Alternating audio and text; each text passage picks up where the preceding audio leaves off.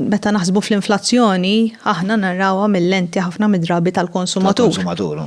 Għax ovvjament din huma prezzijiet li l-konsumaturi jridu jħallsu, imma ninsew li n-negozju huma nkwetati ħafna fuq l-inflazzjoni. Ġifieri daw on a regular basis, aħna Malta dipendenti ħafna fuq l-importazzjoni. Jiġifieri ħafna mill-prodotti li aħna ngawdu llum il-ġurnata jiġu minn barra minn Malta huma importati u allura daw il-prodotti jiġu għoljin minn barra. Tista' tgħidli il-persentaġġ tal-imprendituri li qalu li jinkwithom l-inflazzjoni? Ara, kienet l-iktar għażla popolari saħna dnilhom jażlu tnejn. Sewwa. Kenna 12 l-għażla u di kienet il-waħda tal-quċċata. Kienet close to 25%. Intom għattulhom isma' dawn huma l-għażliet li mill-limit. Kenna għażla ta' 12. Ekku, kenna għażla ta' 12. U di kienet l-iktar għażla popolari bħala waqgħet fuq hekk. Thank you. Kienet l-iktar għażla popolari. Ġifieri. Inti mami, Ejwa, meta toqqa fuq hekk nibda nimmaġina jiena kemm ħantu maxin noħsibhom il-ħwejjeġ allura. Issi ma neħejtlekx li kien minn qudiemek ngħidlek daqshekk issa. U taf li għax raġuni, għajt nħoss niskomdu nikol quddieman. Meta raw ġermi kamil daqenna mbarazz ma daqna. Ma. Cool. Ma nafx. Ġifieri it is the most concerning. Once again, x'jistgħu jagħmlu fuqha huwa limitat ħafna. Għaliex jekk inti għandek il-prodotti ġejjin minn barra li ma' kull konsen jgħidulek isma' dan ħajkun il-prezz il-ġdid, dawn mhix xi ħaġa li mdorrin, ġifieri dawn mdorrin f'livell ta' stabbiltà li ċertu prezzijiet għal sena sieħa ma jiċċaqalqux u mbagħad ikun hemm daqsxejn l-inflationary normali li jiċċaqalqu minn sena l-oħra li inti ma' kull konsenja jollew b'mod sostanzjali hija xi ħaġa li anku ma to come to terms with. Imma il-shipping cost waqgħet. Il-shipping cost il-kalma. Wara il-Covid, biex ta' nuqqas ta' 6,000 euro fuq kull container huma sostanzjali sew. Minkejja dan, il-prezzijiet ma jidrux li qed jonsu. X'qed tippuntali ma qed jurini xi ħaġa Julian jekk jogħġbok? Il-graf tal-prezz. Titkellimx bil-ħalqek pasta si. La, għalli ma twaqqax fuq hekk Julian, ma ġara xejn. Thank you. Ejja, għamel xogħlek, x'għax, kon se tgħid? Rate of inflation. Ma ħraqx tajwek. 2019-2023. Rate of inflation. Ta' xiex tal-Eurozone? Ta' Malta. Ta' Malta. Ġifieri ir-rata tal-inflazzjoni bejn ieħor rada pjuttost l-istess. Ġifieri aħna konna fil-quċċata tal-Covid, isu l-quċċata għad nofs is-sena li għaddiet, qed ngħid sew. Insomma li bdiet il-gwerra. Meta faqqat il-gwerra? Frar tas-sena l-oħra, fl-aħħar ta' frar. Issa l-iktar li kienet għolja. U issa hemm speċa jidher li forsi se tibda tonqos.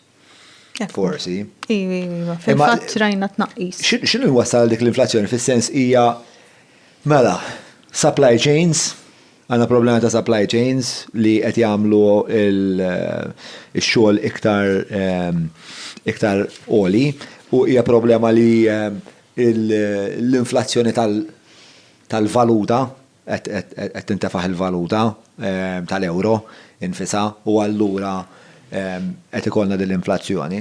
Għalfej għadna dir-rata daqshekk għolja tal-inflazzjoni meta l-containers naqas. Issa nifhem li teknikament dik mhux inflazzjoni, dik huwa spiex ta' żieda fil-prezzijiet minħabba l-loġistika. Imma li interessani huwa għalfejn qed inħallsu iktar fl-aħħar mill-aħħar xorta. Mela, ma nistgħux inħarsu lejn Malta biss. Sewwa. Eżatt.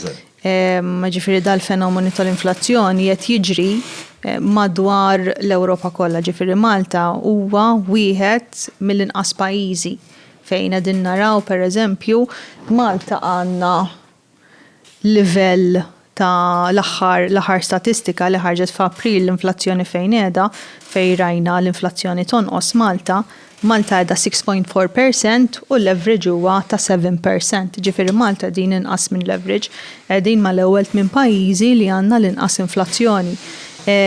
Ovvjament, parti minn raġuni għalfejn Malta għandha din l-inflazzjoni li hija aktar baxxa minn ta' ħafna pajjiżi huwa għaliex qegħdin nikkontrollaw il-prezz tal-enerġija, għamilna ċertu interventi relatati ma' ġwies u affarijiet hekk, però pajjiżi oħra qegħdin jagħmlu efforts simili wkoll. Sewwa ġifieri hemm ħafna pajjiżi li qegħdin jippruvaw jagħtu għajnuniet fuq livell nazzjonali biex jippruvaw għax tkun ovvjament ma jinteressakx milli għaddej fil-pajjiż biex inti ma tieħux miżuri biex inti tikkontrolla l-inflazzjoni, imma r-riżultat aħħari hu li Malta qiegħda taħt leverage Ewropew fejn jidħol l-inflazzjoni li hija xi ħaġa tajba.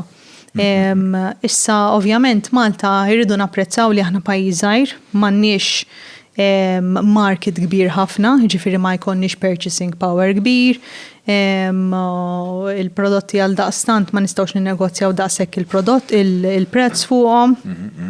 L-affarijiet kollha jiġu bil-baħar u dak għandu l-expense tiegħu. Pajjiżi oħra anke fil-COVID bdew jattivaw sistemi oħra ta' rail transport u affarijiet hekk. They were providing alternatives. So, kemm Malta tista' tagħmel fuq għad is-sitwazzjoni huwa limitat u xorta ikollna riżultat pożittiv.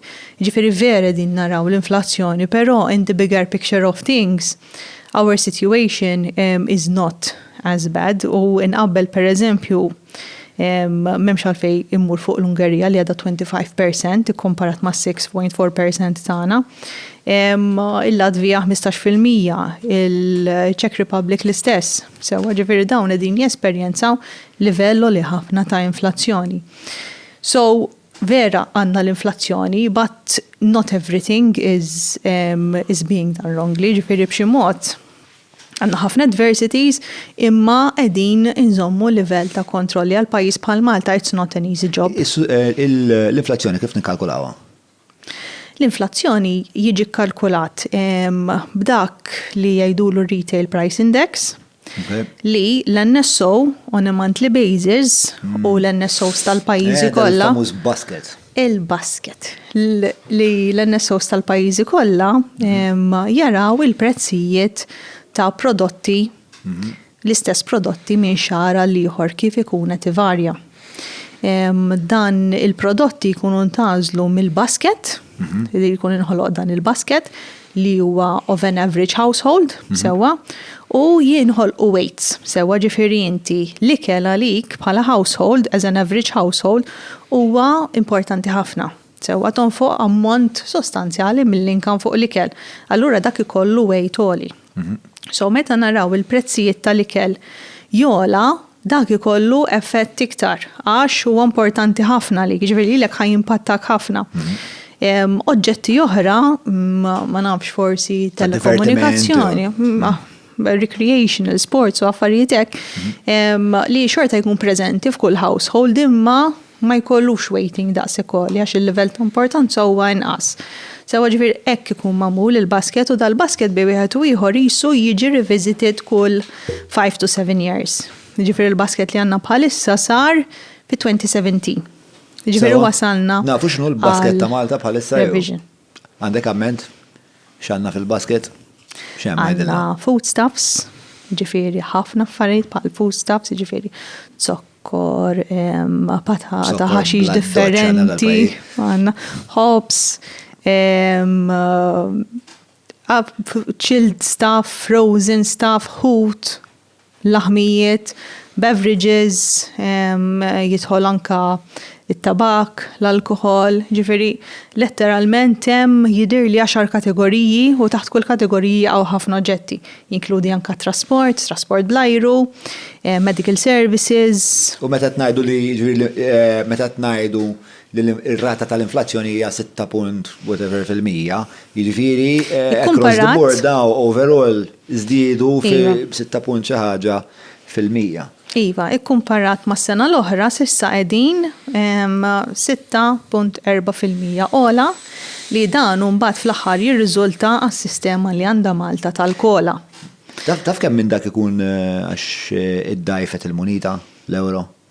U allura speċjal ċit iktar euros biex tixtri ċertu affarijiet?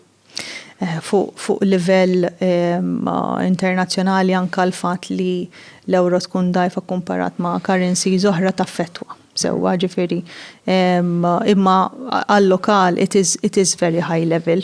Ikolla impatt imma mhux impatt li nħossuh daqshekk on a daily basis. Nistgħu nagħmlu xi ħaġa dwar naħseb fil-verità. Iva, ekku, ġifieri min jimporta f'ammonti iħoss id-differenza, ovvjament għax inti jiswik iktar għall-inqas prodotti u affarijiet hekk imma it is a bit li m'għandekx kontroll daqshekk fuq dik il-ħaġa. Hemm pajjiżi oħra li jagħmlu s-sussidji u s-sussidji tal-enerġija.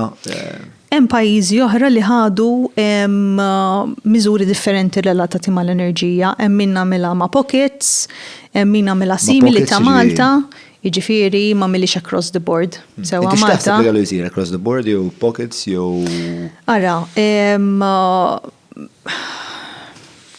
across the board hija xi ħaġa li inti aħna naraw li l-enerġija hija xi ħaġa bażika, bżonn bażiku. Meta tintuża għall-affarijiet bażiċi imma. Ma immaġina pereżempju tintuża fin-negozju. Forsi li tintuża fin-negozju mhix bażika, imma immaġina kieku ħallejna l-enerġija tola fin-negozju. Ara kemm kont ħadd terġa' timmultiplika l-inflazzjoni. Sewwa ġifieri dik kien għamel argument Clyde Caruana wkoll fuqha li inti tinvesti inizjalment biex inti żżomm is-sistema taħt kontroll, it will lead you to not having to invest more later on bir-repercussions li jinħolqu. Sewwa ġifieri inti vera investejt ħafna flus u rridu naraw dan kif wasal fis-sistema tad-deficit tagħna u kollox, imma li inti aħna għandna 6.4%. Parentesi, meta l-membri nsaqsuhom x'inhu ma' challenges li qegħdin taraw fin-negozji tagħna. Regolarment fathers f'comments jgħidulna daw iċ-challenges li jiena niżilt ma jkun xejn komparabbli ma li kieku ħallejna l-enerġija tola. Ġifieri daw jafu li tiġi out of control is-sitwazzjoni kieku ħallejna kompletament l-enerġija tola. Ovvjament fejn taqta' lajn. It is a very tricky question u trid tara x'inhi il-kosta dik id-deċiżjoni mhux ġast tajna lajn.